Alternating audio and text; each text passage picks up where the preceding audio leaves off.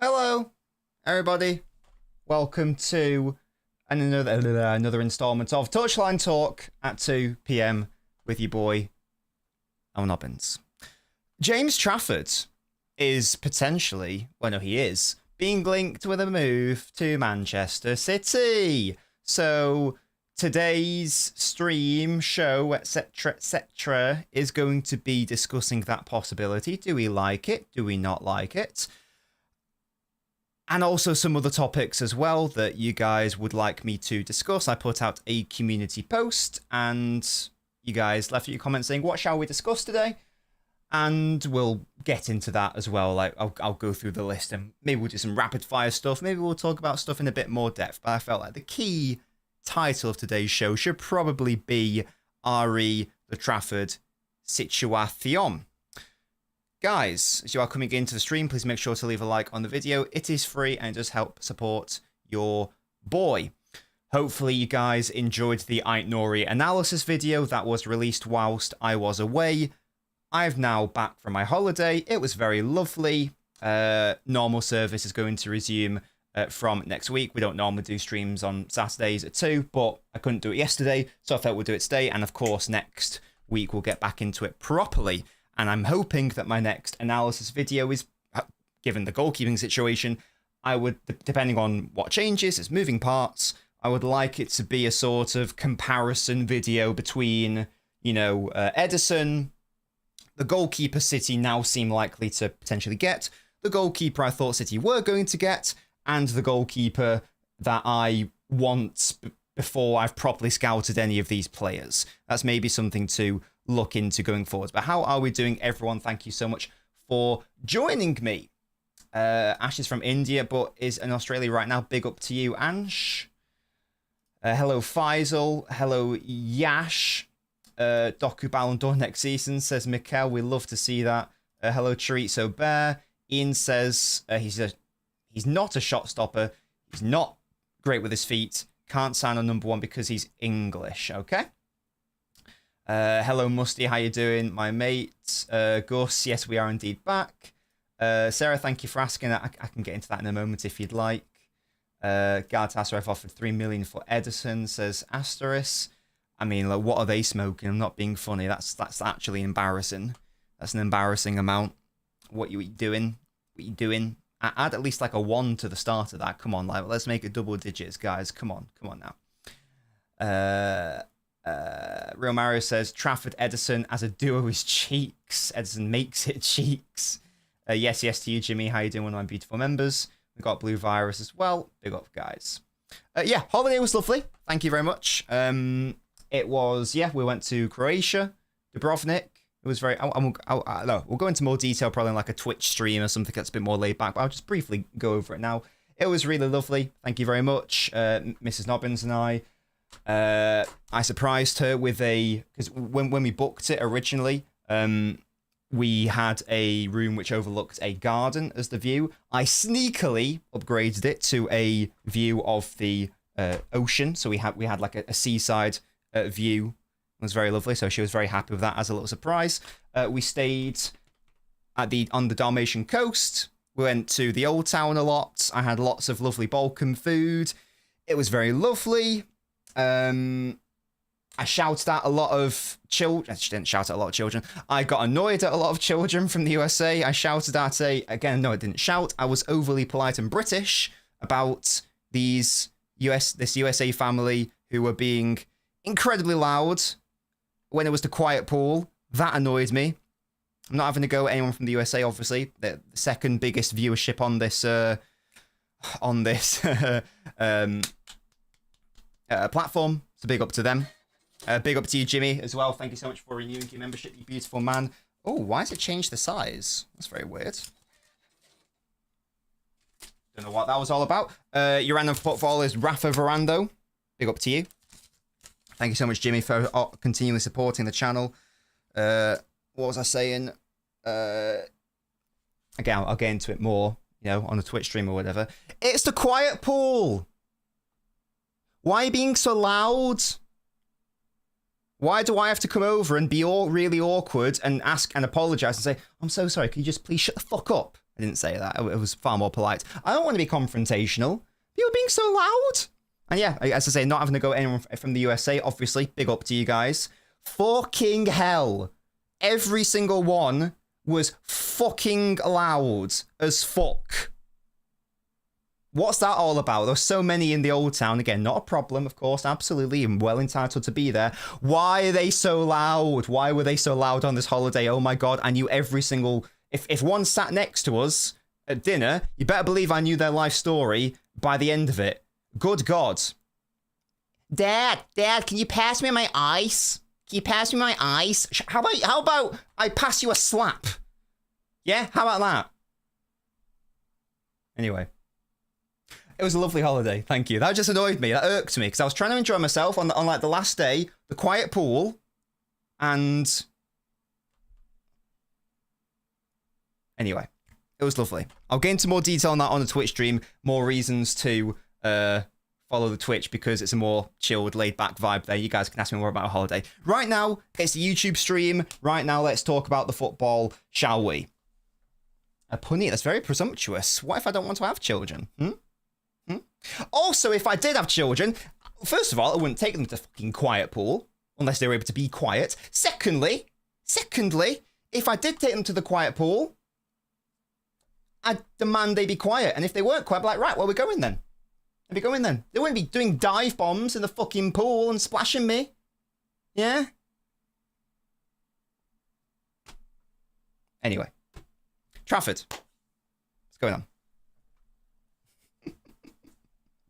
No, it's the second biggest demographic, Brie. As I say, I'm not having a go. Not having a go at the people from the USA. Big up to you guys. I love you all. I'm talking about the people on this specific holiday who are annoying me. Well, Nobbins, those are my Patreon supporters. Anyway, we're getting distracted with my holiday. Let's get straight to it, shall we? Again, if you want to hear more about it, I'll do it on the Twitch stream. That's a more appropriate area.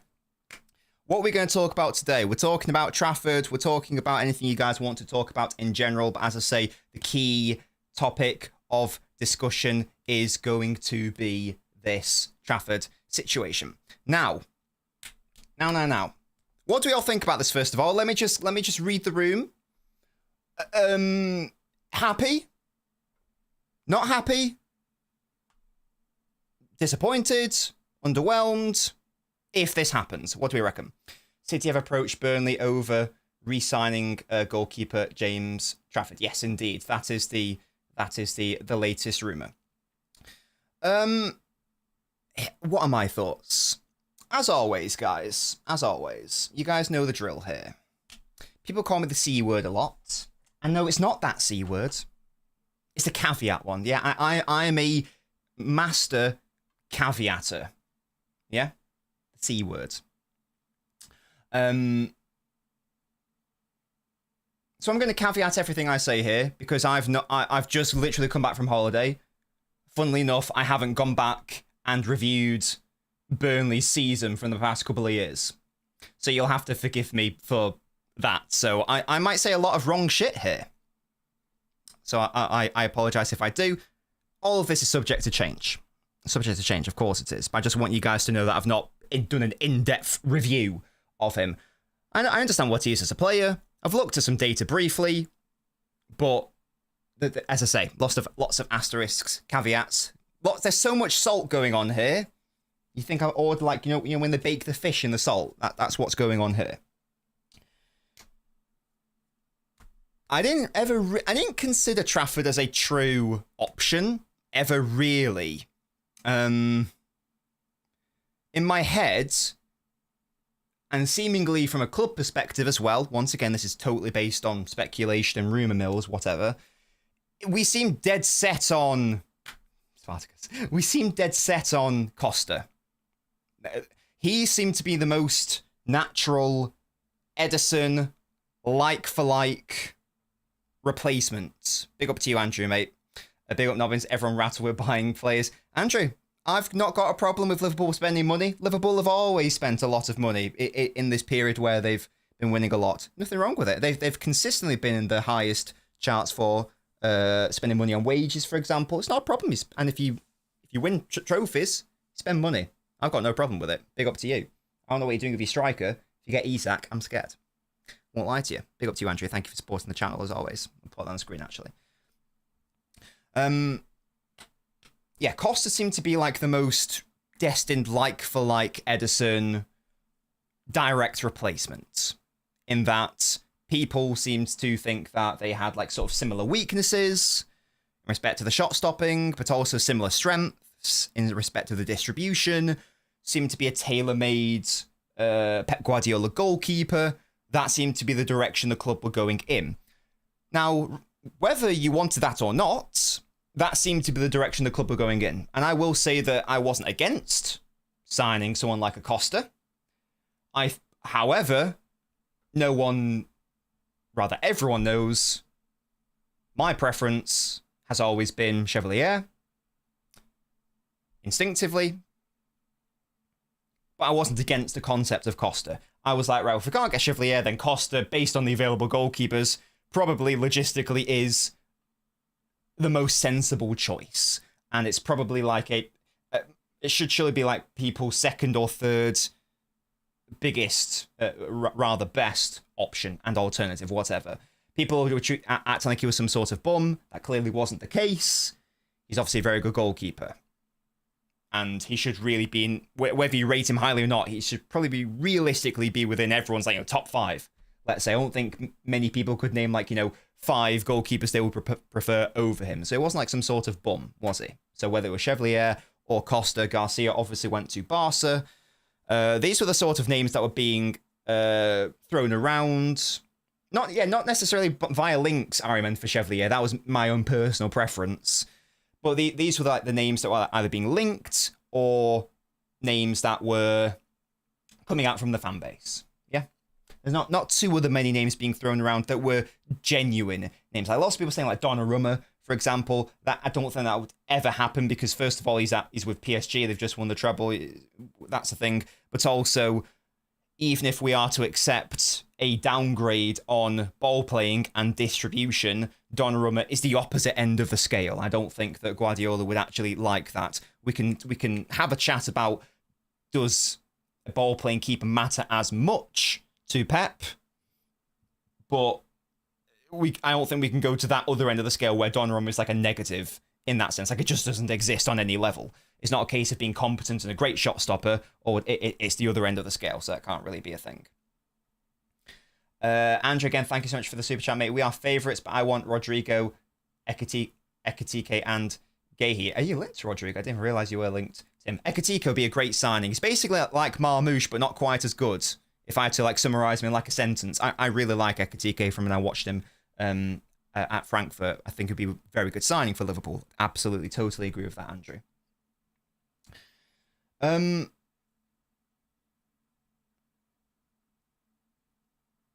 Trafford never...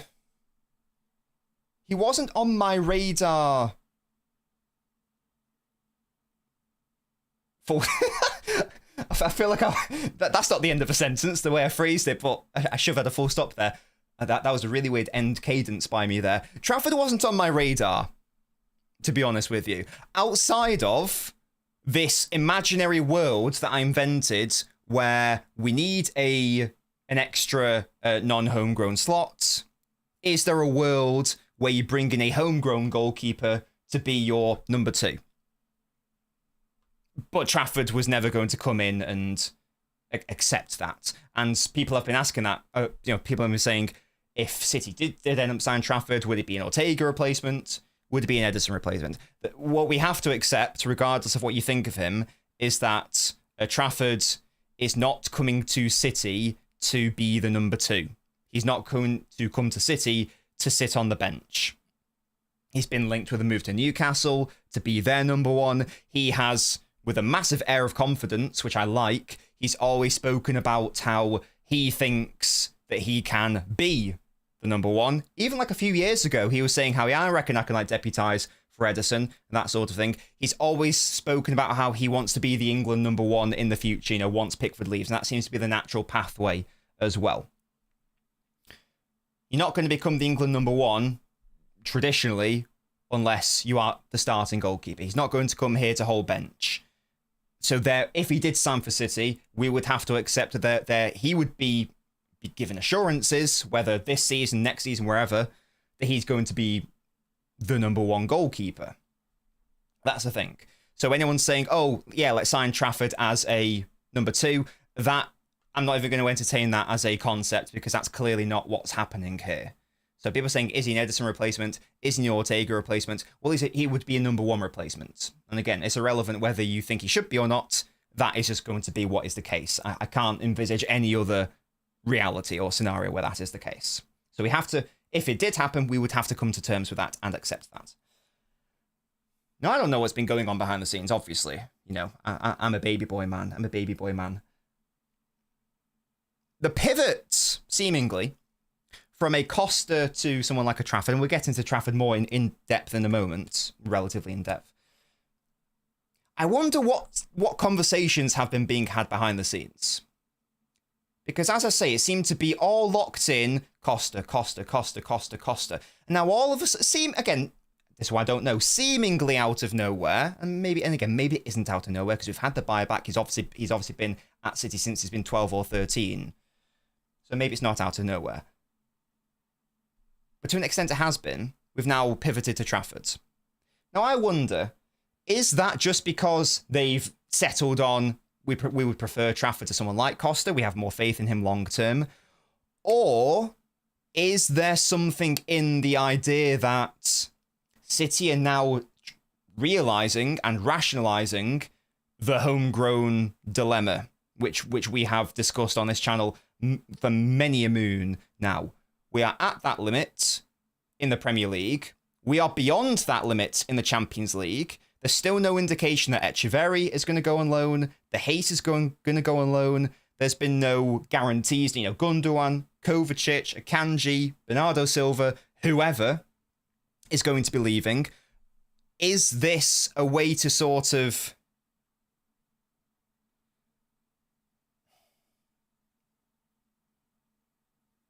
Here's how I see it, because I can see lots of people in the chat talk about risk, and I will talk about that. It is definitely a bigger risk to go for someone like Trafford versus Costa.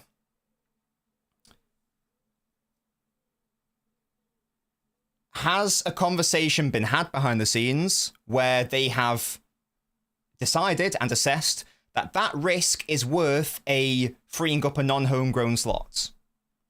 Has there been a conversation where they look at it and go, we might not actually be able to move on all of these outfield non-homegrown options, and we don't want to have an awkward situation where we get to registration for the Champions League, let's say, and people get left out, people get upset, they kick up a storm, they kick up a fuss behind the scenes. You don't want that, obviously.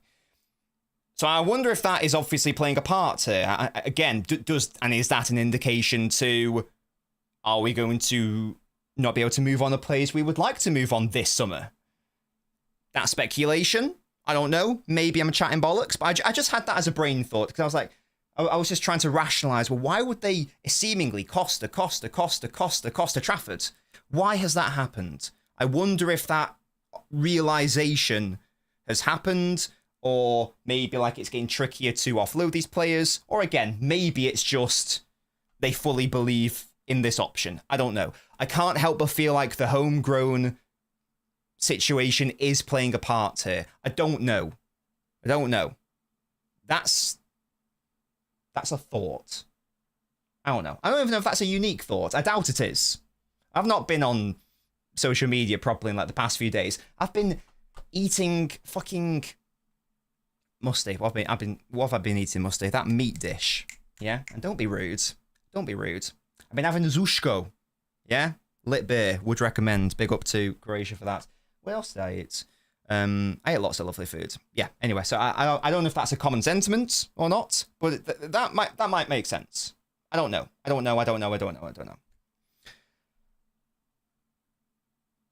Regardless of what the rationale is, shall we maybe have a chat about the player now? Before I do that, let me just catch up on the old chat and see how we're doing. What? Right. Herbal, mate. It's a good thing you remember, because otherwise I'd be disgusted. Guys, we have over 200 people watching, and yet we are not even at 115 likes. Why are you... This is the first stream back. This is supposed to be the comeback mega stream following my Dubrovnik holiday, and we're not even at 115 likes. So come on. Please get the likes up. Pay rent. It's free. It helps support the channel. The Nori video, I believe, pushed us past 26k subscribers, which is beautiful. The next milestone is going to be that fabled 50,000. So if you want to help me get to that milestone, I think that's a fun milestone to try to aim for. For now, let's leave a like on the video. Let's help grow the channel. Let's get these streams out to other people so they can be imparted upon and join our lovely growing community. They're negotiating below the buyback. Yes, I saw the buyback was £40 million, was it? Something like that. If someone can confirm that for me, I think that's what it was. The other good thing to note is, and we'll get on to... No, I don't know. Yeah, I guess the good thing to note is that this is a player who definitely wants to join us. Like, again, he's spoken a lot about how his desire, his aim long-term, was to become the number one at City. So we are talking about a player who actually wants to play for us as well, which is always lovely, of course. So that's really, really good to see. And maybe that will help with the negotiation process as well. And from a sentimental perspective, I know this isn't relevant for on the pitch, but it is just nice as a fan to know that if we did bring in this player, we are talking about a player who was actually at the club, before Guardiola. I think he joined in 2015. It's 2025. He's 22, so he must have joined when he was 20, when he was 12 or 13. So he's been at the club for a long ass time. Rather, in respect of his youth career, sorry, he was here for a long time before going out to Burnley on the permanent. So that's nice to know as well, obviously, that, it's sort of like a potential coming home thing. If it works out, it's a nice little storyline, isn't it? I know that football is played on the pitch. It's not played in fucking sonnets by Shakespeare and storylines, but it's just a nice little thing, isn't it? It's like a nice little bonus, if it works out, obviously. Thank you very much, Faith. Love that from you.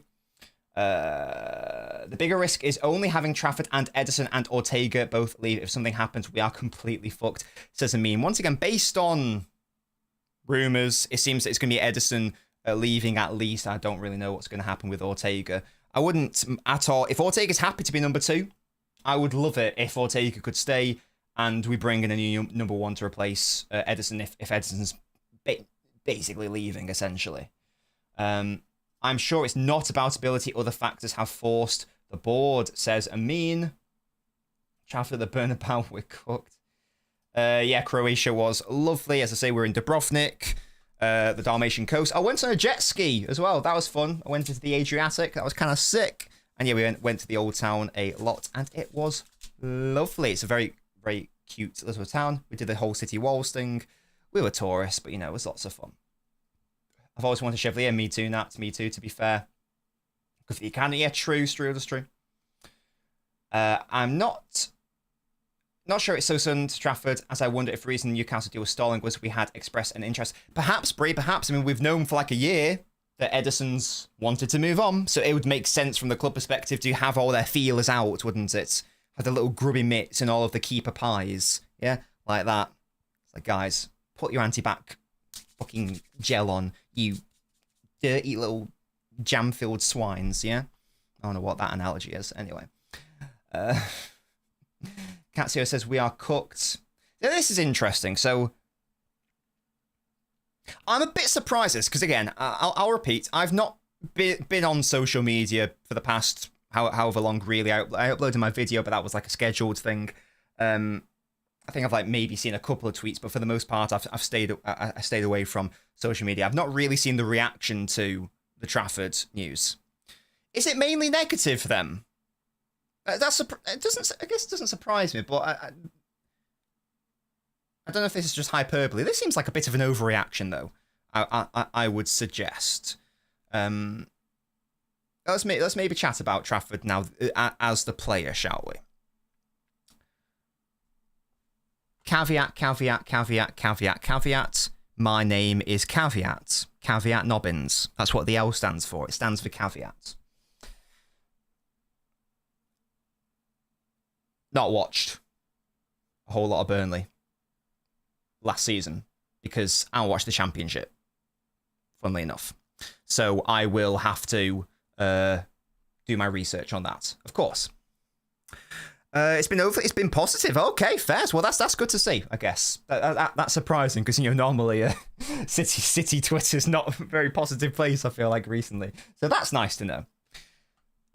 Right now, I'm pretty neutral on it because I've not properly done my research yet. I am back, yes. I've not properly done my research on it yet. So this is subject to change. Right now, I'm pretty neutral. I can't say with certainty that he is going to be ready to step up from, being fantastic with Burnley in the Championship, being decent with Burnley in the Premier League, to now becoming the number one goalkeeper for a City side which is being rebuilt and hopefully is going to, hopefully win the title, but certainly challenge for it next season. That's clearly what classical. Yeah, that's clearly what is going to be the case. City are not going to stand for, we'll just meander along. No, City want to go back and win the title, of course. So certainly challenge for it, as I say. So it's a really hard one to judge. I've seen people talk about it's a risk. Blah, blah, blah, blah. Totally agree. There are lots of unknowns with this as a potential signing. He's 22 years old, first of all. So he's young, and that's good for a number of reasons. In the first instance, Amar, every signing seems to be a downgrade. Reinders isn't a downgrade, though, is he? Sure, Key at 21. I don't think you can say it's a downgrade on Kevin De Bruyne, who couldn't stay fit and is now left the club. Nori is not a downgrade on nothing.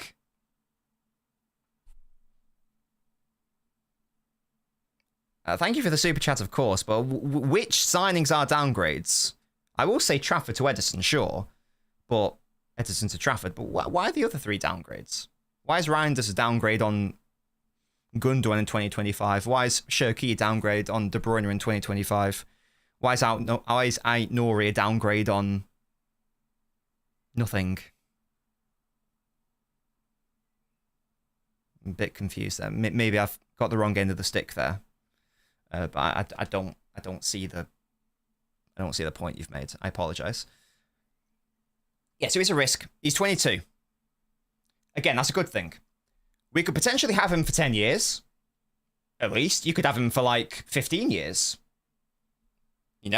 How old's Manuel Neuer? I know, that very big, very, very big example there. But you know what I mean? Goalkeepers can go for a long time. Of course they can. Like Buffon was playing at the highest level in like his late 30s. So there is a world where if it goes well, you've got a keeper for like at least a decade. So that's the first thing to note. We've talked about the homegrown situation. That is also a positive from a squad building perspective.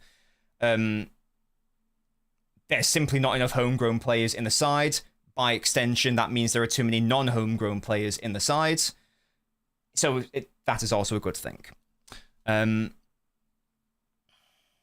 Positives. Positives.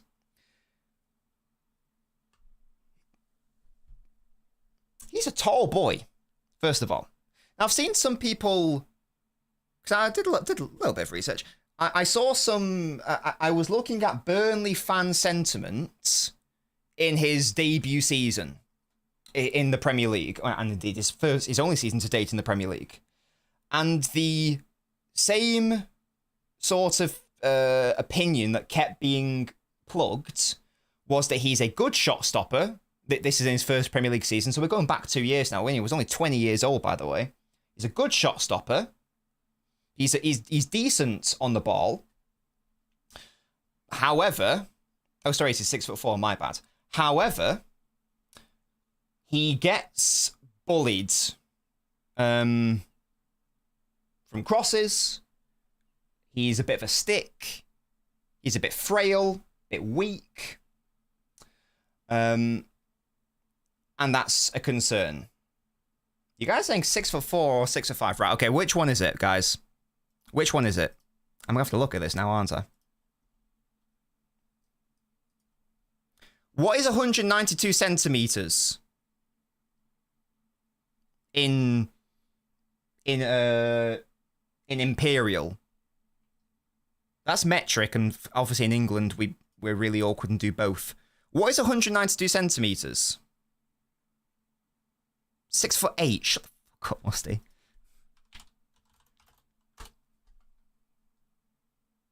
Wait, he's only 6 foot. Wait.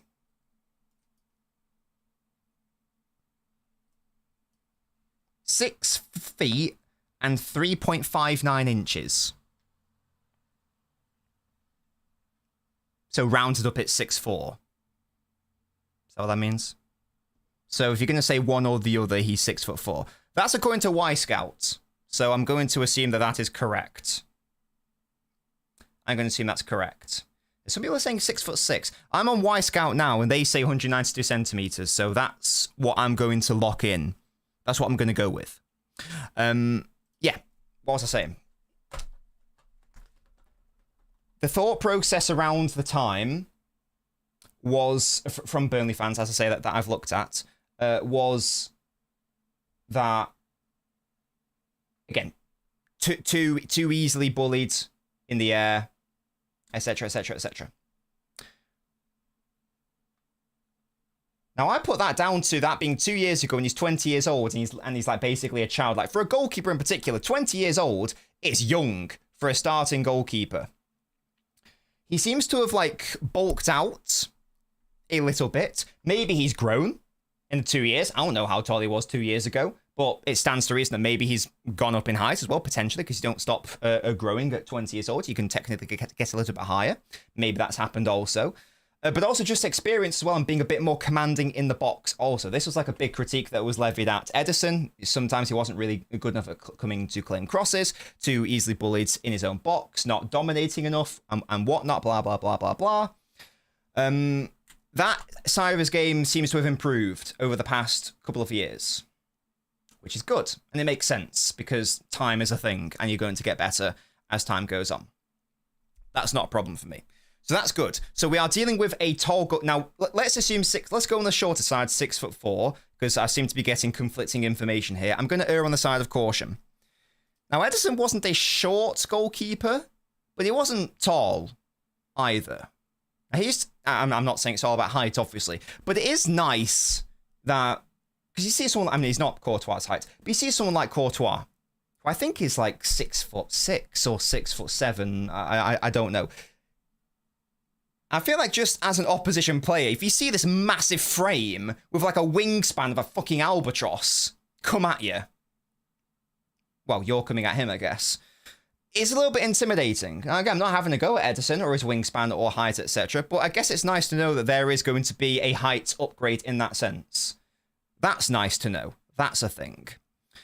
It's not the be-all and end-all. but he's also good at saving penalties. This is nice. In fact, he saved one in the under-21 Euros final, I think it was. I don't think he actually conceded an entire goal in that competition. So that's nice to know as well. That's nice to know as well. People have been bringing up the fact that Burnley haven't conceded that many goals last season, and that's perfectly reasonable to bring up. All I would say to that is, we are looking at a Burnley side that have just got 100 points in the Championship. They have loads of the ball, obviously, and they were only averaging 2 shots against a game. Now, in fairness, City also don't concede that many shots in a game relative to the rest of the league, of course. But I am just going to say that I don't think that the reason Burnley didn't concede that many goals last season is because he's this supreme, absolute, awe-inspiring shot stopper of a goalkeeper. It's also based on how dominant Burnley were and how good they were just defensively overall as well. But of course, Trafford gets some of the plaudits there. Ari not conceding that many goals in fairness. You still got to give it to the goalkeeper. I'm not height-shaming anyone, just saying that he's taller. And, you know, sometimes it's nice to have a tall boy in goal. That's all I'm saying. That's all I'm saying. Yeah? It's all good.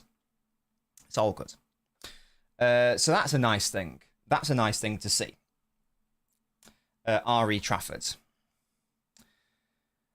With Company, when he was in the Premier League, of course, Company is now the Bayern Munich manager. I know they got relegated. But we know that in relative terms, they tried to an extent to be a progressive side and try to play up from the back. So it's not like we are signing a goalkeeper. We're not even signing him. It's not like we're being linked to a goalkeeper who is sort of like on the Donnarumma scale of distribution and ability on the ball. Of course, it's not the other end of the scale. He's not an Ederson, of course. But this is a player who was in the academy when Guardiola was the manager, when our academy sides were playing the Guardiola way. So we're not signing someone who's got to be, taught to do that. He obviously already knows how to do that. So that's another positive to look at as well. First of all, like talking about the positives here. So I understand the signing. I understand the match here. He knows the club already. He knows how City want to play. He'll have been brought up in that way of playing as well. So if he joined when he was 12, it was 12 or 13, I don't know. I think that was 2015. Pep came to the club in 2016. So basically, as long as Trafford's been there, Guardiola's been there a year or so, but essentially it's the same. So he knows exactly how City want to play. I would like to think that he was coached and brought up at City in that way. So the style seems to make sense stylistically. That's good to know.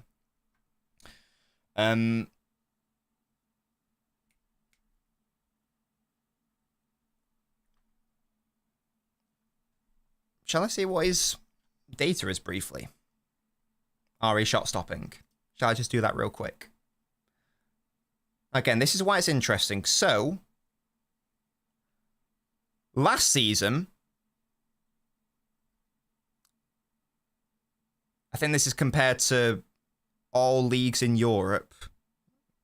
I think he was in the top 8% RE post-shot expected goals, less goals allowed. That's basically the best shot-stopping stat that I'm aware of. Caveats. He was playing in the Championship for a dominant side, for Burnley. This is why I feel like I'm going to really struggle to analyse this player if we bring him in. Because of the fact that he wasn't actually playing in the top flight, and because of the fact that he was playing for a side which was so dominant he got 100 points.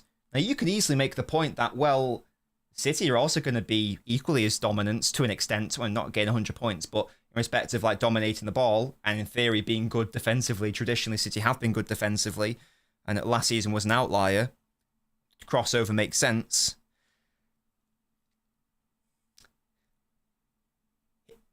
That's potentially countered by the fact that in his first season with Burnley, he was in the bottom 70%. He was in the 28.7th percentile, which is low. Very low.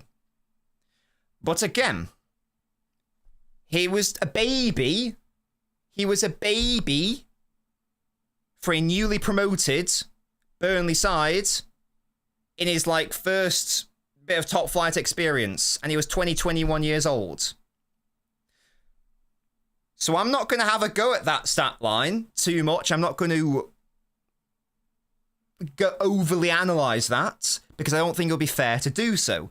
Again, context. If I'm going to apply context to the championship season, where I'm saying, should we really be impressed by how good those stats are? I'm going to apply the same logic to his championship season. Sorry, to his Premier League season. And go, okay, the numbers weren't that great in respect to the shot stopping, whatever. But it's his first season. His first proper season.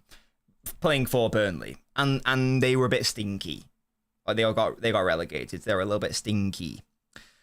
So I'm not going to be overly critical, and I'm not going to be overly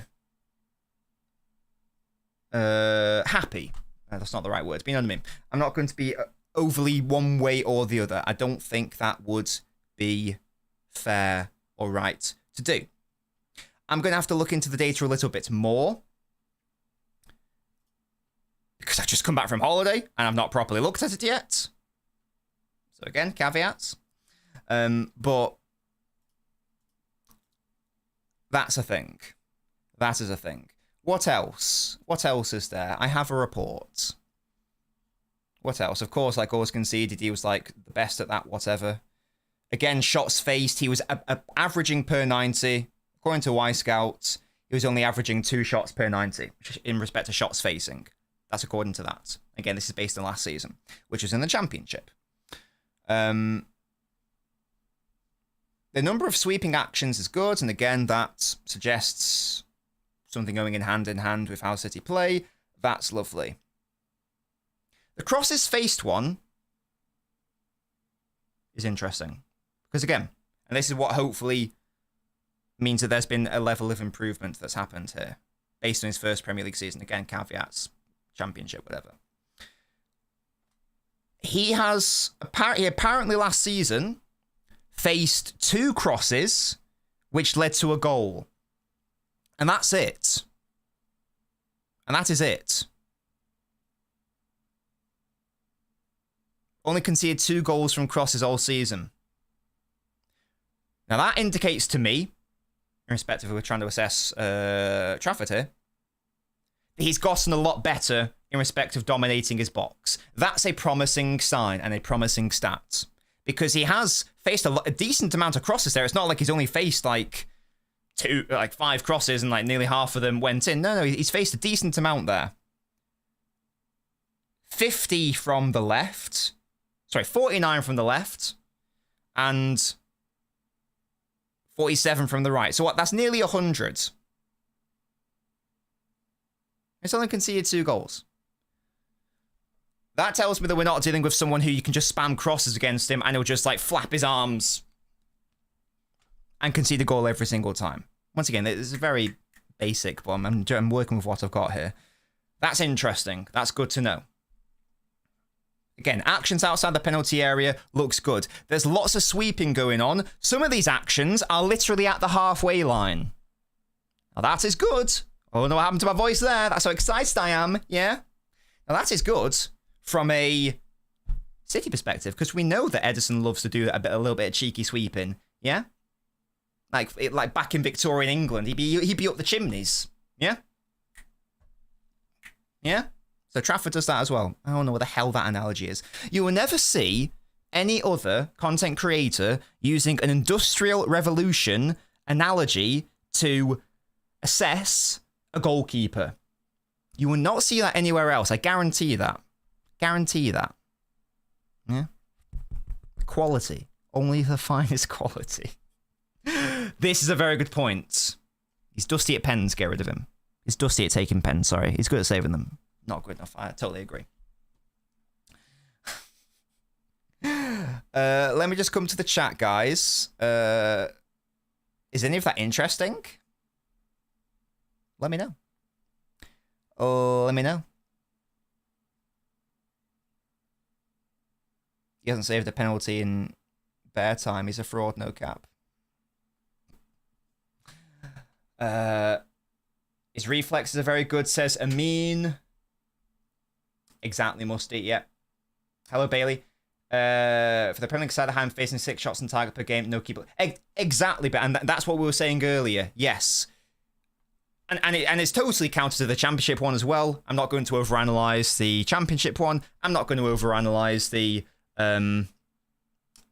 Premier League one because of all that added context. This is why context is key. Context is key. Yeah? Trafford is a better shot stopper than Ederson. And again, it's so hard to properly judge because if you look at it last season, you go, literally, he's in the top 8%. Like, what are we even doing here? But of course, there is that trickiness. And again, like save percentage, he's in the top 1% for that as well. But we all know what I'm going to say. We all know what I'm going to say. He completes a lot of passes, which is good. Even in that Premier League season, he was still in the top 3% for that, which is lovely. Yeah. What's interesting is his short passing's gone up massively in respect of accuracy, so that's good to see that development. He'll need that at City, especially if we think about it. We all know, or we can all assume. No. I think we can presume. Aha, different words there, different verb. We can presume that City are probably going to play a 2-3 next season rather than a 3-2 for the most part. That's my presumption anyway, based on the squad building that seems to be happening, based on all the videos that I've done. I always rock up with a 2-3. I just think that's how we're going to play next season. Maybe there's something different. That seems to be the case for me. If you go from a 3 to a 2, although sometimes we have played a 2, but if you're playing with a 2, obviously, compared to a 3, you have less bodies in the absolute earliest phases of the build. Now, we've seen Ederson, literally, him step up and basically act as a defender.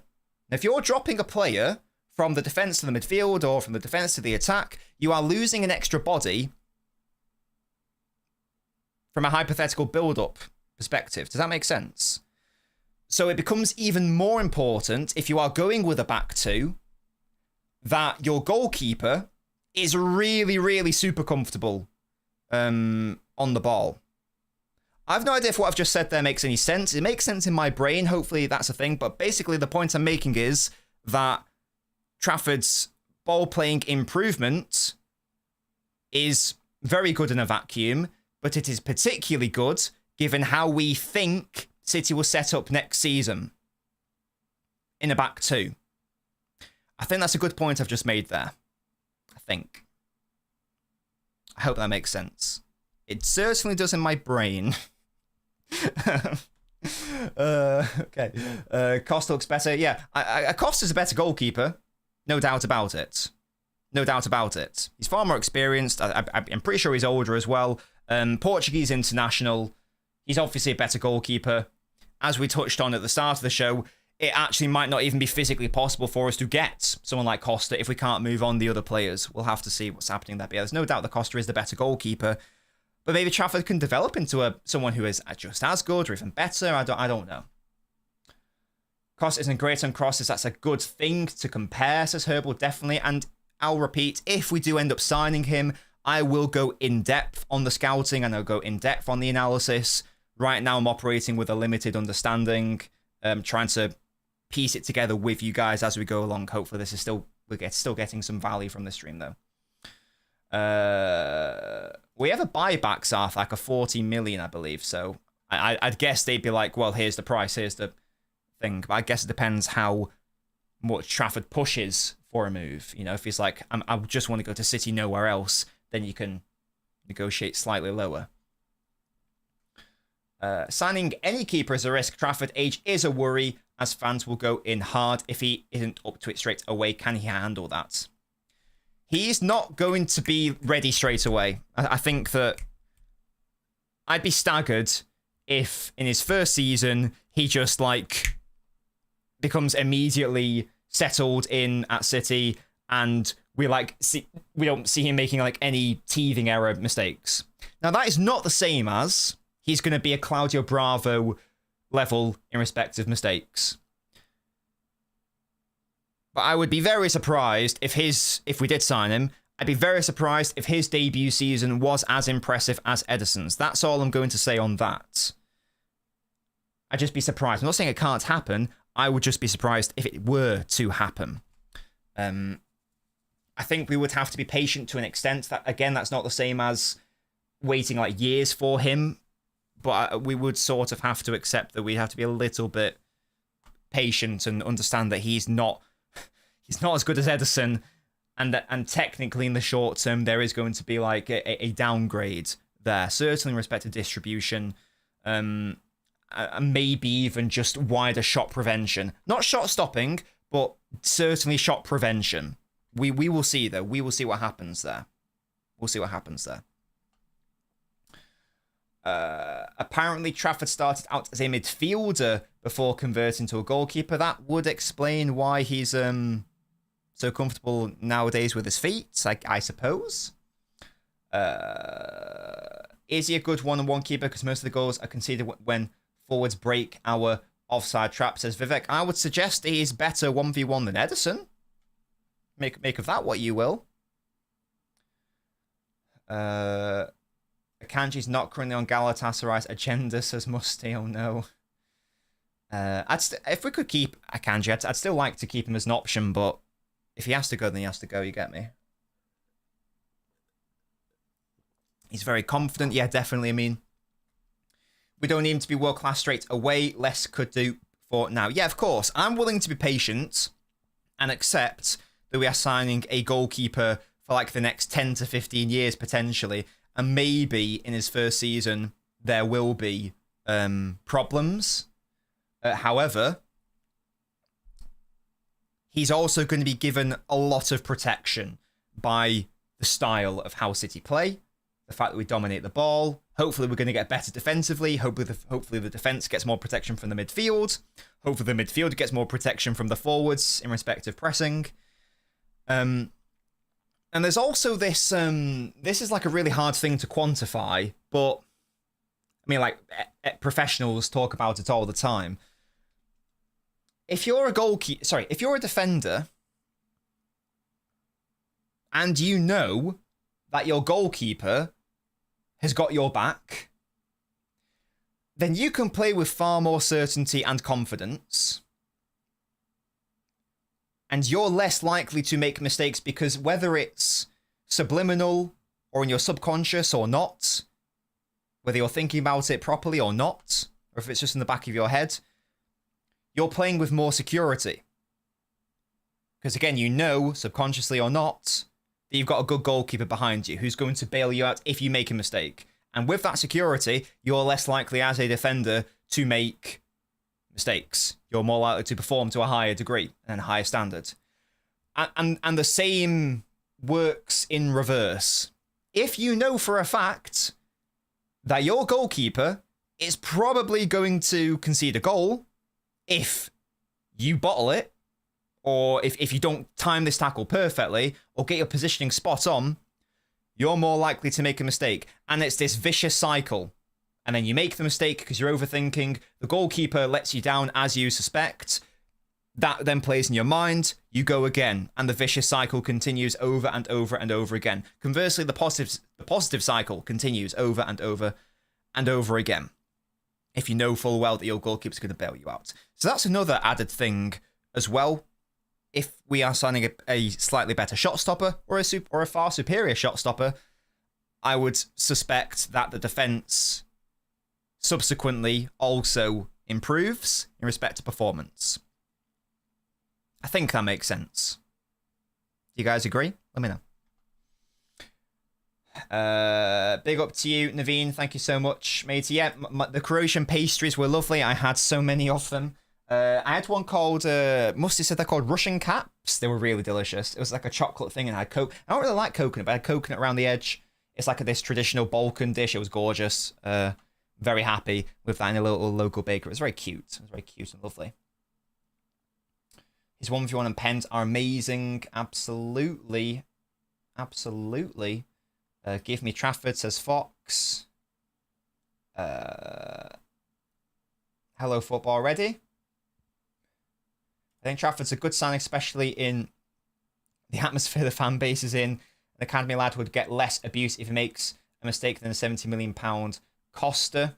It's an interesting take. I don't think the difference would... I would actually... I'd argue the reverse online. I totally take that point in the stadium, definitely. Yeah,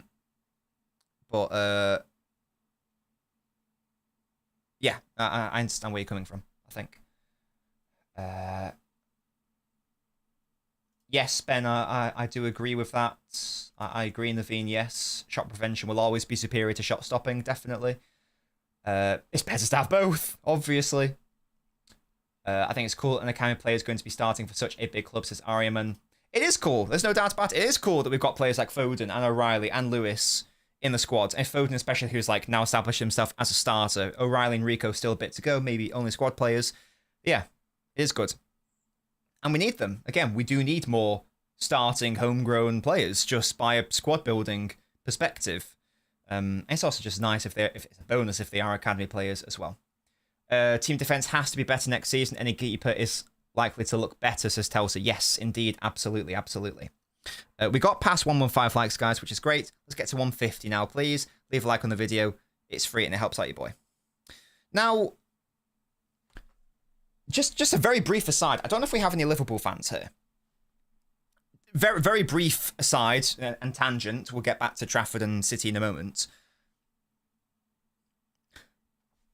Do you know that Liverpool are like... It doesn't matter for them as much because their squad's in a far stronger state than ours.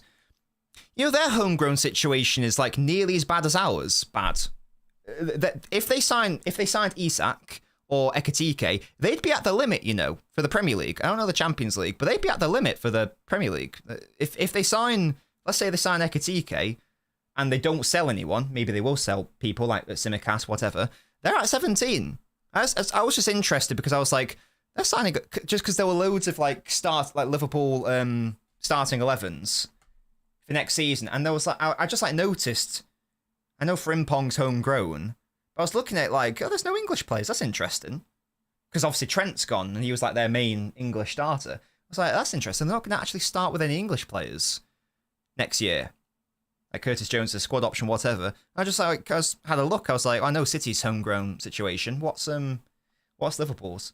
Yeah, for sure, Musty. Yeah, maybe they'll sell players and fine. But right now, if they signed one more, they're at the limit. It's interesting. I don't know. I'm sure they're going to solve it. Again, they're in a stronger situation than us. I just thought that was interesting. It's just something to note. Liverpool's transfer business. If they don't move on Núñez and they don't move on Diaz. And they bring in Ekitike, then they're at 17 non-homegrown players. Again, maybe it won't be a problem. It's just interesting. It's because we obviously focus on City, but there's obviously lots of other clubs as well out there. There's 19 other clubs in the Premier League. Arsenal are doing fine because Raya counts as homegrown. It's a little bit annoying. And they've got Saka, they've got Rice. They're absolutely fine. Yeah, Liverpool, it's an interesting one. It's an interesting one. There we go. Dial, thank you for your super chat. Go to Footverse, player profile, best player per profile goalkeeper. I've never heard of that site. What is Footverse? There's a fortune for you, Dial. Be a generous friend and a fair enemy. Okay. There you go. That's pretty wise and world weary. Yeah. Selling Elliott. Well, that won't help. That won't help Ari homegrown. That's why they want Gahey. Yeah. I never see Liverpool fans moaning about it on Twitter. A bit weird. But they must be pretty confident they're able to sort it out, though, because for us, we're finding it hard to potentially move on Gundogan and Kovacic. Whereas for them, it's like... Pretty straightforward. Thoughts on Arsenal summer? I am totally willing to be proven wrong. But what I will say is that a front three of Madueke, Gyökeres, and Saka does not win the Premier League. That's where I'm at with it right now. I'm not particularly moved by that front three. Totally happy to be proven wrong on that, of course. That doesn't, based on the players they are right now, that does not strike me as a front three that wins the Premier League. I don't think that's good enough. I think you need to sound like a proper elite left winger, for example. I don't think if the idea is for Madueke to be the left winger starter rather than just like depth, then that's a concern. I'd be concerned if I was an Arsenal fan. Jury's still out on Gyökeres. I don't know if he's that good. Totally willing to be proven wrong again. I don't think he's actually that good. Willing to be proven wrong. Don't really care about that. What does shot prevention mean? It just means what it says. It means like preventing a shot from ever happening. So shot stopping is you stop the shot from going in the goal. So that's when a shot is coming at you. So saves. That's shot stopping. That's a shot stopping action, saving. Preventing a shot means that the shot never happens. So that is claiming across, commanding your area. That is being really good on the ball, because if you distribute really well, you're not going to give the ball away. They can't have the ball. They can't shoot with the ball. Sweeping is another shot preventing action. You're preventing the shot from ever transpiring. So that's the difference between the two. Of course, you want to be better at both of them, but would you rather have a scenario where the shot never happens, or would you rather have a scenario where the shot happens? Of course, you don't want the shot to happen. So if you could prevent every single shot, you'd never have to concede a shot. You never concede a goal. That's at the extreme, but hopefully that makes sense. Well,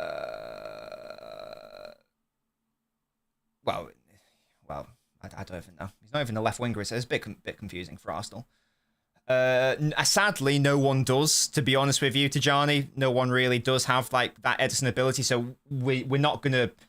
I really don't think we're gonna see Trafford like getting assists and launching it like that for our forwards, which is a massive L. Because Ederson was fantastic at that, whether it was like due to a man-to-man press or whether it was just like on the counter-attack. That was Ederson's bread and butter. That is a weapon that we have lost. But I think basically any goalkeeper is going to be a downgrade on like what Ederson was at the peak of his powers for us. I'll always defend Ederson, even though I know that sometimes his shot stopping did cost us, but I don't really care. I really, really rate Ederson. He's the best goalkeeper in our history as well, so we need to have some respect here. He's the best goalkeeper in our history. Definitely. Definitely. Just do a Henderson and come out and smash the ball away with your hand. It's a good point, Stefan, to be fair. It can happen. It can happen. It's pretty effective. It's an effective strategy. Do I reckon Spurs and Chelsea could do something next season? Chelsea is still such a weird one.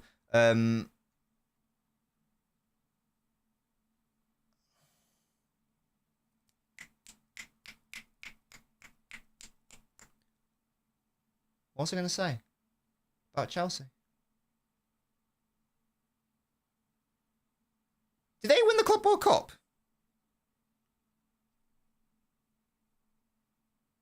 Or did PSG win it?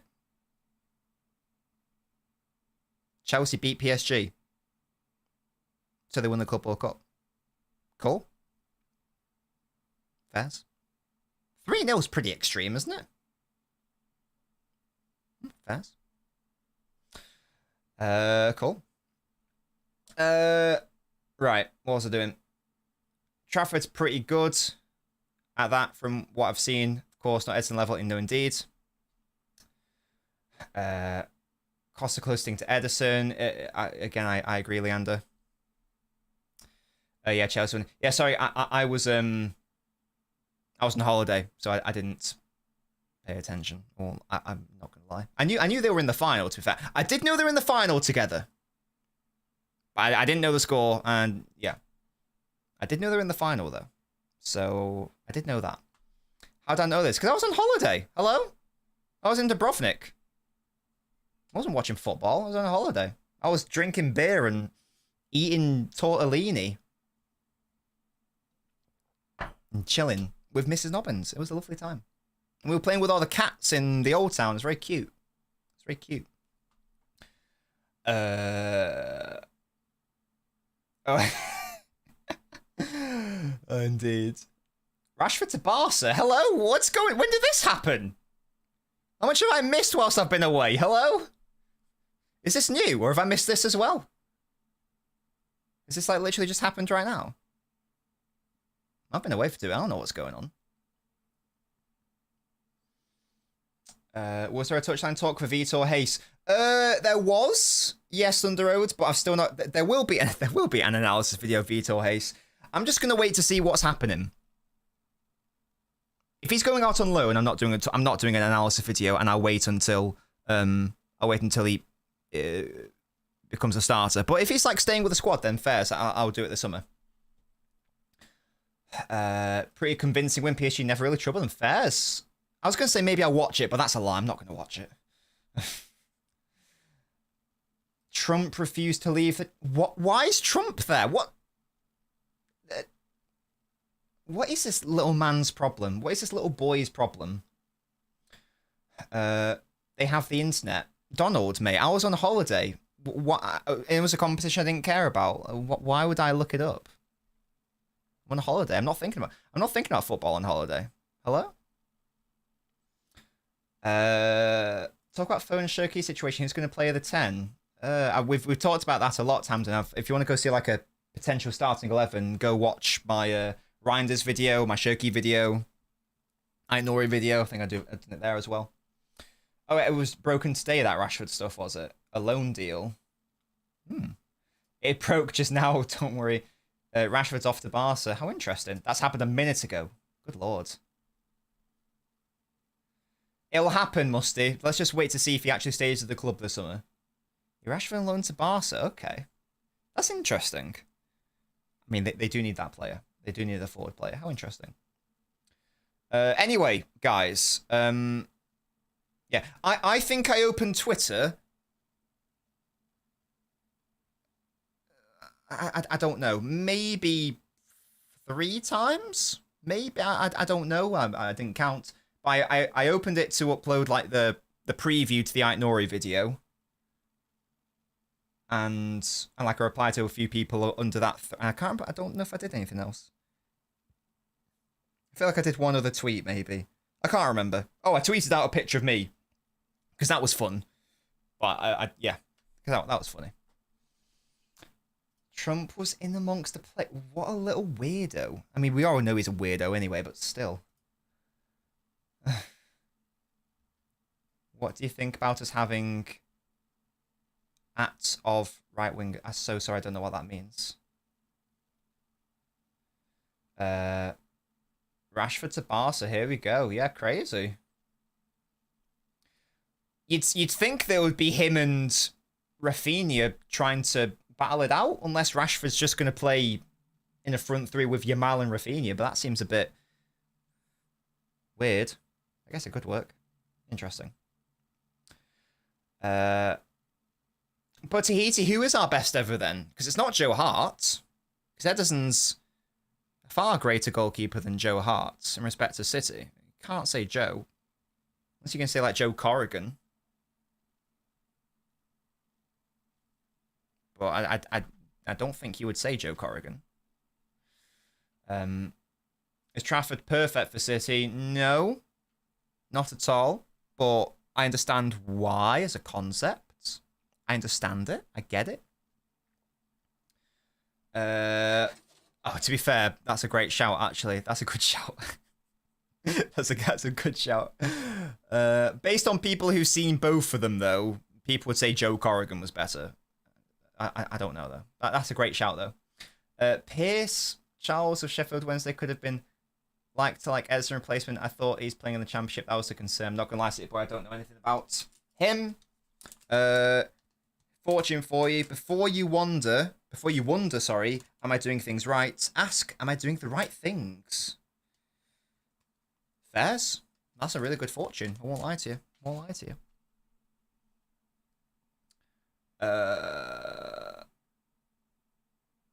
Yeah, certainly in the modern era, yeah. We can have a chat about Bert Troutman if we really want.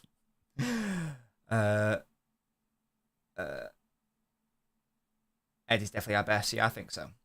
Is there anything else we want to talk? We'll be live for like another 20 minutes. Is there anything else we want to talk about Trafford?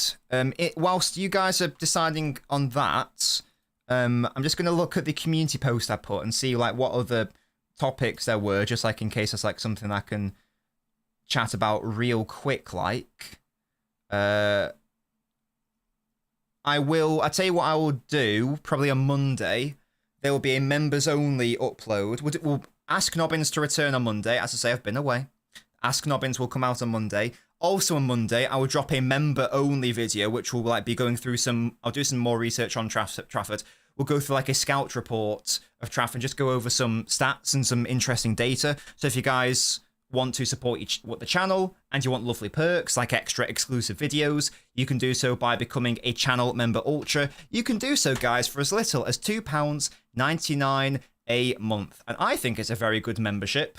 You get exclusive videos, you get fun stream perks, and you get to support your boy as well.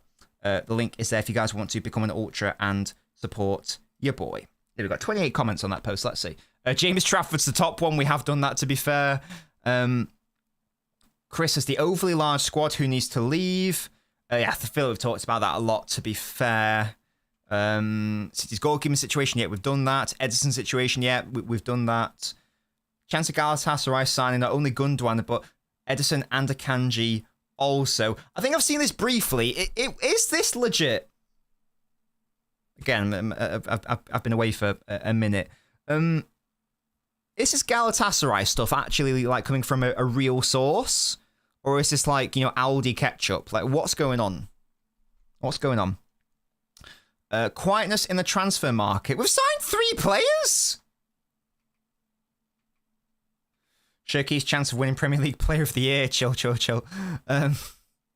Annoying his first season. Need a yap session of how much you enjoyed your vacation. We'll do a bit more of that on the Twitch for sure. James Trafford, yeah. Goalkeeper. Lots of people want to talk about the goalkeeper, which we have done.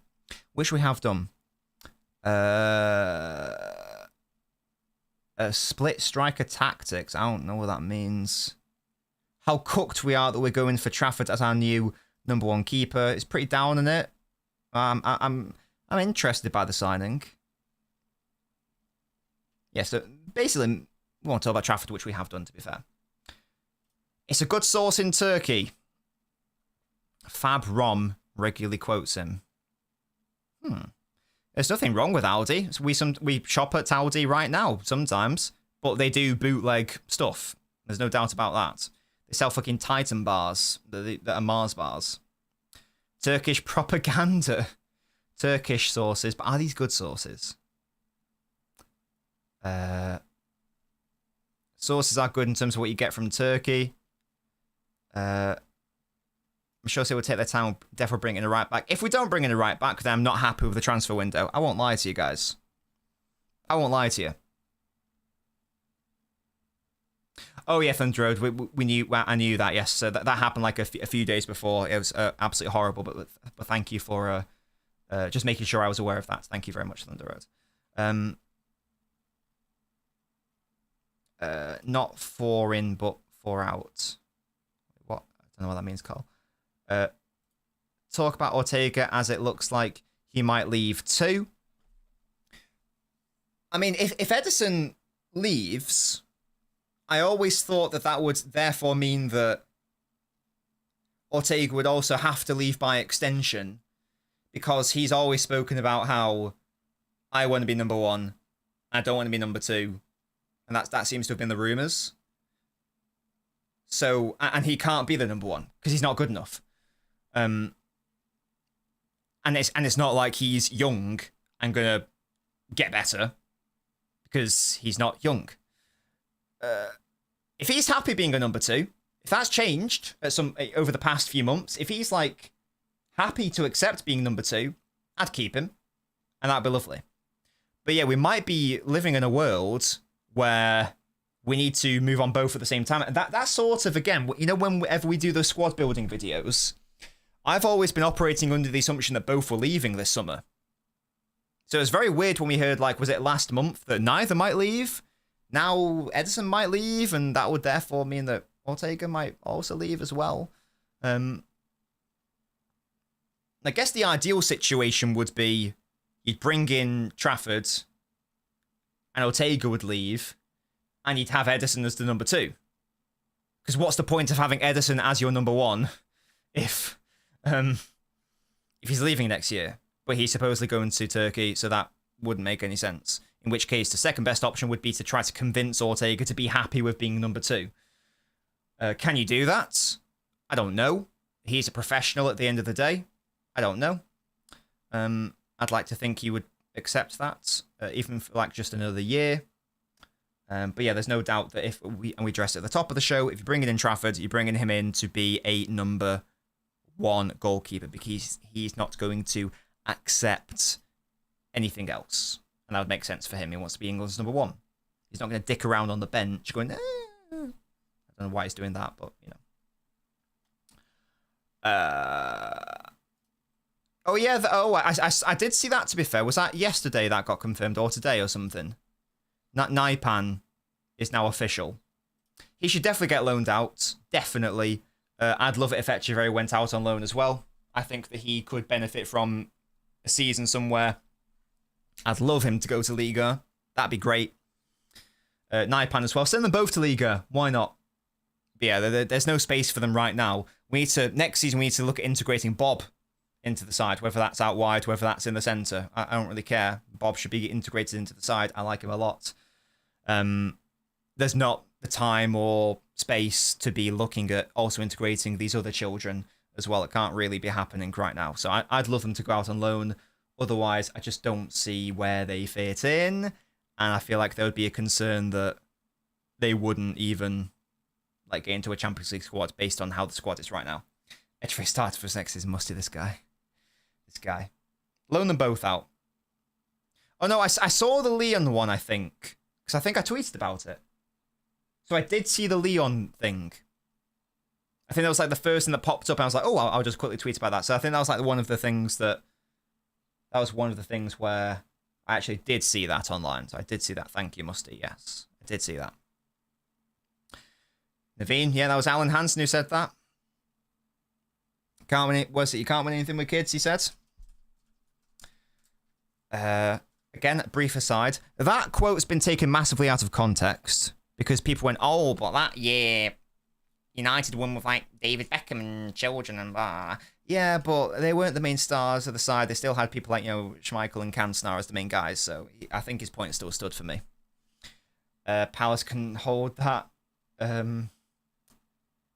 Yeah, big up Norway. Big up Norway. Trafford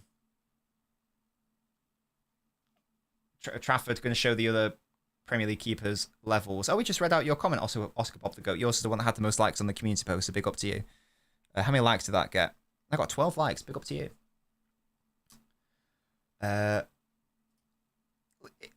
Yeah, I don't disagree. Bob doesn't start for me right now. But that's not necessarily a problem. He's only played like a few.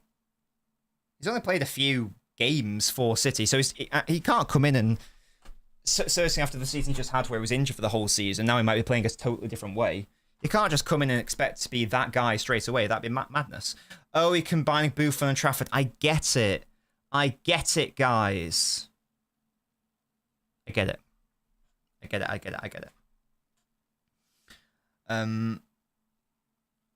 Yeah, Bob wouldn't start for me because I'm personally having Cherki on that right side off ball, and I'm having him move into the centre on ball, and my midfield is comprised of Cherki's certainly in the centre, so Cherki's playing where Bob would play, I guess. So I'm playing Cherki over Bob, obviously. So yeah. I do like Bob, though. It's a shame, because last season was going to be his year, and then Savio had to step in and step up and be that guy, because obviously he broke his fucking foot, so that wasn't ideal. That was not an ideal break. I mean, no break's ideal, but you know what I mean.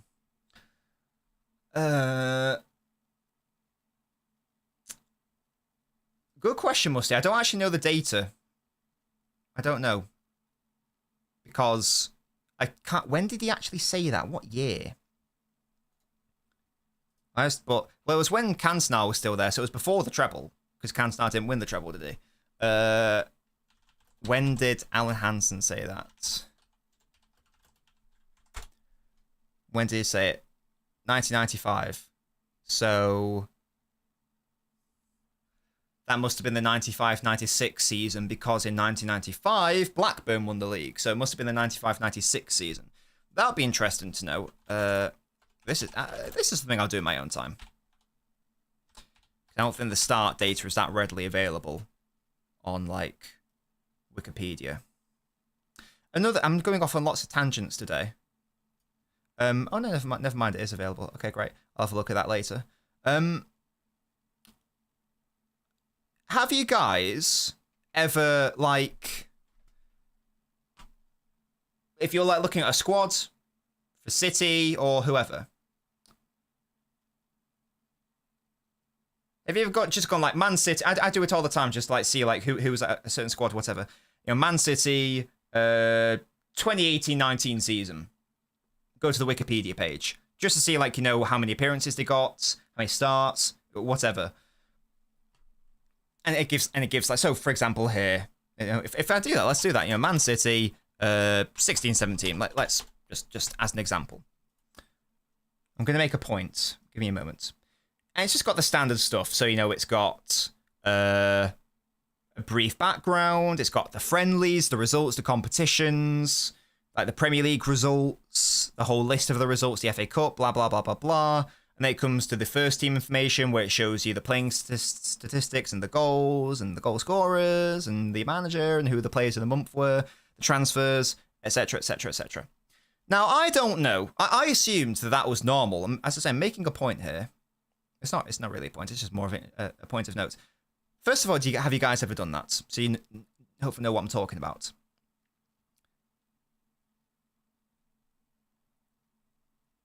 I don't know why, but the Arsenal Wikipedia pages, it is like reading a novel. I don't know what is going on, but it is insane how much bigger like the Arsenal pages are and how much detail they put in. Like, they're giving like little match reports for every single match. It's really weird. Fair, maybe I'm just on my own doing that. Yeah, it's just something I noticed. As I say, like for City, it's like a brief update of like, you know, going into the season, the friendlies, the matches, the squad statistics. For Arsenal, it's like a little play-by-play of like each little month. It's like I'm reading I don't know. As I say, it's like reading a fucking dissertation. It's I don't know. That was just like a brief thing to note. Anyway, sorry about that. Maybe that wasn't interesting. I don't know. Why do Liverpool play 18-year-olds, Arsenal 2, and we loan 20 to 21-year-olds? I mean, we also play young players as well, though. Like, we've played, like, Savio started at 20. Kusanov's young. Lewis is young. I don't know what that means. I've been live for like another 5 minutes, by the way, guys. So get your final thoughts in. Yeah, he was going to blow up, man. Such a shame. I'm not happy we didn't get to see very much of Echeverry. It just wasn't the right time to embed him, though, mate. That's the problem. We were struggling. We were trying to get Champions League football locked in, and it wasn't the time to be trying to bed in a 19-year-old who was not as good as people were trying to suggest. So it's not a problem for me. We have a good academy. Why don't we cut down on spending and invest in the academy? I mean, we do have a good academy, but I guess like a lot of the problem is that the bar is just so ridiculously high. If you want to be a starter in the City side, you've got to be a Phil Foden level of talent, which is insane. If you like want to do that, we just spoke about it earlier. Liverpool now in like their starting 11, in respect to like, you know, what would most people consider Liverpool's best starting 11, there isn't even a single English player in that side. Never mind an academy player in in that starting 11. Sure, there are around the squad of like, a Bradley, Curtis Jones, Harvey Elliott. Was it Elliott in the academy, or did they buy him? Anyway, it's a very tricky standard to reach. This is why it was such a big deal when Foden like won his side the title. There's not many players that have done that. Like Kane's done it. Oh, Kane's not done it. What am I talking about? No, sorry, I was talking about Player of the Year there. Gerrard's did it for Liverpool. Kane did it for Spurs. Terry did it for Chelsea. But how many of those players then won the title? Kane obviously didn't do it. Gerrard obviously didn't do it. Terry must have done it. But is that it? How many players have won Player of the Year? This is the Premier League. How many players have won Player of the Year for their boyhood club, local lad, and a boyhood club? Won Player of the Year and won their team the title. It's a very rare occurrence to have that happen, I feel like. You get what I mean? We don't really talk about that enough, you get me? Can someone confirm that for me? Shall I have a look right now? Would that be interesting with the last few minutes? Premier League, PFA, Player of the Year. Let's have a look. Let's have a look, see.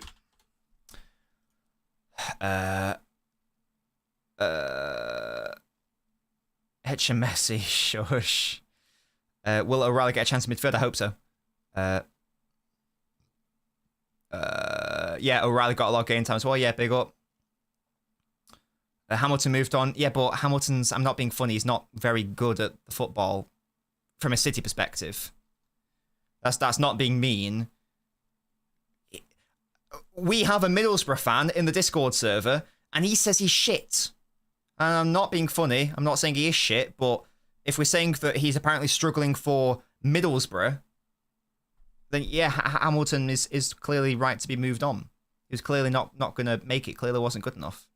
You've got to be good enough as well. You can't be giving players minutes for the sake of minutes as well. That's a thing as well. Right, when was the last time we had... Wait, hang on.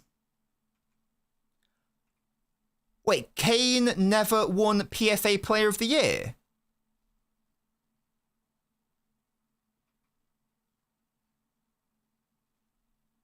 I always assumed he did. Really? Huh. Well, fuck me. I don't know why I had it in my head that he definitely won one. But he hasn't. Huh. Anyway. Yeah, so... As I say, English players for their boyhood club. Rooney was not in the United Academy. Gerrard won it with Liverpool, but didn't win the title. Terry did in 04-05. Okay, so and he was Chelsea Academy. I'm not being stupid. He was Chelsea Academy, right? I'm sure he was a one club lad. Oh, he started at West Ham. What a fraud! He was actually at West Ham longer than Chelsea, but he was still technically a Chelsea Academy graduate. So I guess that technically counts, but only on a technicality, John. Only on a technicality. So we'll give that to him, though. Teddy Sheringham, no, he was not a United lad. Alan Shearer, yep, but didn't win the title. Won it with Blackburn, but that wasn't his boyhood club. Gary Pallister, was he from Manchester? No, he's from Kent, so no. No, he didn't come from the United Academy. Nope. And now you're going to John Barnes of the 80s, which wasn't even the Premier League era. So there are two examples of that happening, where an academy player wins the Player of the Year and wins the Premier League. It's only happened twice, and in one of those instances, he wasn't even like a in that academy from his first day. There's actually only one example where we're talking about like you came in really young in the academy, like you're 5 years old or whatever, and went through all the youth things. It's happened once in Premier League history. That's pretty big. I don't know why I'm talking about this. Why am I talking about this? Oh, because we're talking about academy players. Yeah, so big up. That happened. So we have that as well as a club. We have that. So big up to us. Giggs, our most successful academy pro. That is for people forget that Giggs was he was at the City Academy. Yeah. And that was the state of football. You know, United were the bigger boys at that time. They could attract the better players. Therefore, they could attract the better youth players. Therefore, they can cherry pick and do whatever they want. The landscape's changing slightly. We've seen it with City's Academy. We've seen it with City's Academy now. Phone shit in there. Is Phone a City legend? He will be, definitely. He's got 100 goals for City. He is now our 16th highest goal. By the end of this season, I'm going to get the picture. City did a picture, which is really nice. Where is it? It's in my bookmarks, hopefully. Where art thou? Did I not save it? Hello? Did I really not save it? Did I take a picture of it? Did I screen grab it? Hello? I thought I did. There was a really nice illustration of, like, you know, all of City's goal scorers over the years. Oh, there it is. I got it. The 100 club. So right now, Foden is 4, 8, 12, 16. Sorry, he's 20th. 20th in our history. But we all know he's going to get double digits next year in all comps. So he's going to go ahead of Sean Goater, Kevin De Bruyne, Neil Young, Dennis Stewart. These are big names, by the way, in City's history. Neil Young helped us win the title in '68. Dennis Stewart scored the best goal ever happened at Wembley, that overhead kick in '76, I want to say. Can't remember the year. It was 70-something. I think it was 76. So if he scores 10 goals, he's going to go ahead of them. He'll come 16th on the list. He's definitely going to end his career as our third highest goal scorer, which is crazy. So he's going to end his City career third highest goal scorer in our history. I repeat, he's going to end his City career, bar any injuries, obviously, as City's third highest goal scorer in our history. And the only two players ahead of him are Aguero and Erling Haaland. That is insane. That is insane. So yeah, there's no doubt by the end of his City career, he will be regarded as a legend of the club. He's already like the best academy product that's played for City, whatever. Obviously. Yeah, that's exact. That's nice future thoughts to have, isn't it?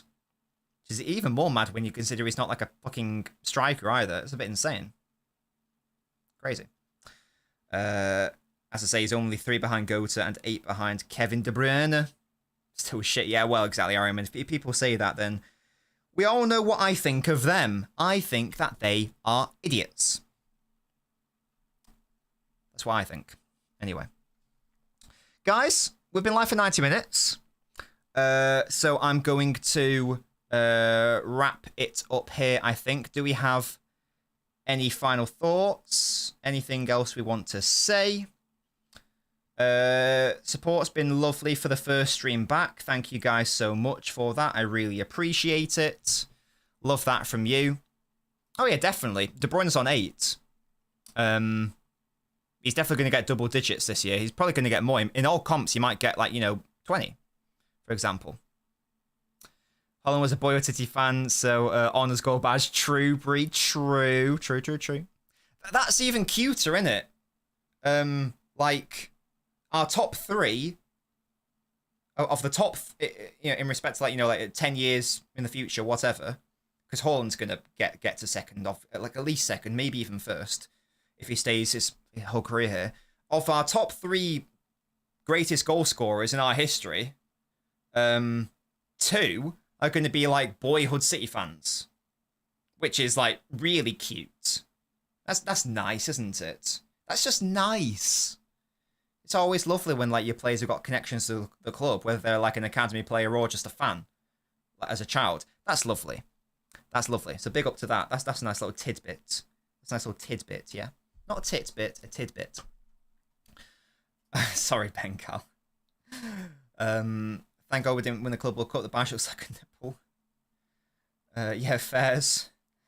But there we go. Anything else to say? Anything else to say? Any updates?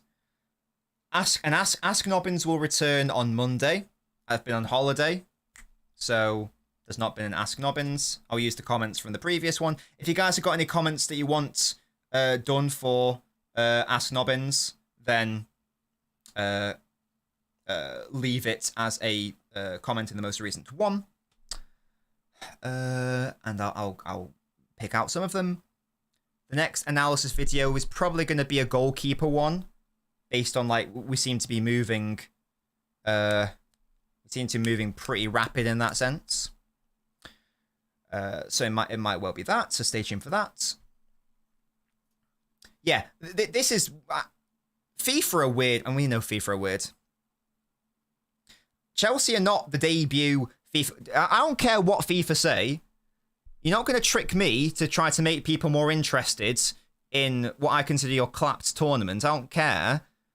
It was called the Club World Cup like every single year before this year.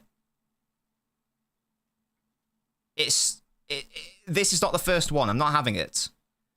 I'm not having it. Stop trying to big up your competition that I don't care about, okay? This isn't the debut Club World Cup. It's happened many a time. We called it the Club World Cup before. That's what it is. I'm not going to have you revise the name for it, FIFA. Hold that. You won't brainwash me. Yeah? It's not done for, Sarthak. No, it's I'm gonna have to see what Gasky's situation is, because he's obviously not a content creator. Like he like has like a job outside of content. So he's also just like moved in with his partner. I don't know what's going on there. So we'll see what happens next year. But let me know, would you guys like to?